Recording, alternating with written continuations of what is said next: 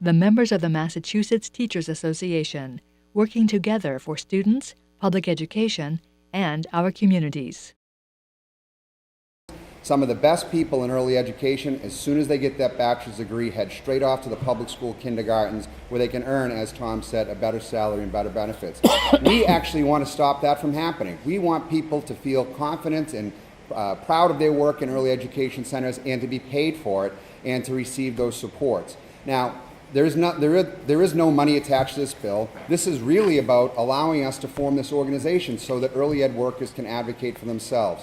One of the criticisms I've heard is, well, you can already do that. Yes, under national labor relation laws, we can already go around to every little center and organize in every little unit where, quite honestly, the critics who are saying that that would lead to arguments over basic working conditions and day-to-day work, the workplace, that's where that happens. We're trying to create a statewide organization where all these people you see in blue shirts and all their colleagues around the state can be one organization and advocate at the state level with you for good policies, good supports, and we should have common cause with the YMCAs and the Boys and Girls Clubs. We work together with them on so many other things to help our communities, and I hope that we can change their mind on this, because our intention is certainly not to create havoc in the workplace. Our intention is to actually help get more resources so they can hold on to the best employees in their districts. I will just say that I have two children, Grace, who's now a freshman in high school, and Jack, who's in third grade, and they both had wonderful preschool experiences. Grace went through the Special Start program in the Cambridge Public Schools. Jack through a family center in our neighborhood. The difference is they both had wonderful experiences, but the difference is the folks that Grace was in school with, those teachers had been there for 20, 30 years. Why? Because they had very good wages, very good benefits, and great support systems. And in the family center, wonderful, loving, caring people, but every year somebody new would come in and there would be changes because somebody got their bachelor's degree and off they went to kindergarten.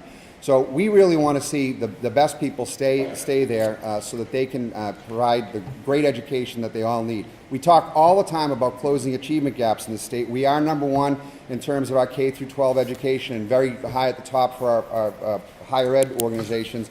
However, we know that the achievement gap starts in 0 to 5, so we need to close the achievement gap before children even get to K through 12. I will also say in a 110,000 member organization, very few things come out unanimously at the MTA annual meeting. When this issue was brought up 4 years ago, not one person rose to a microphone to speak against it. The vote was unanimous among about 1,200 delegates that we should pursue helping support and organize early ed workers so that they can have a voice in their profession.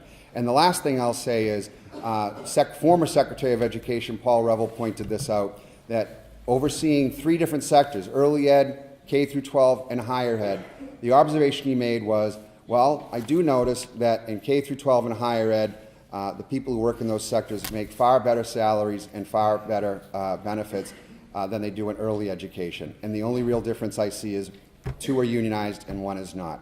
So with that, I ask you to please support and favorably report out this legislation so that we can vote on it. Thank you. Well done.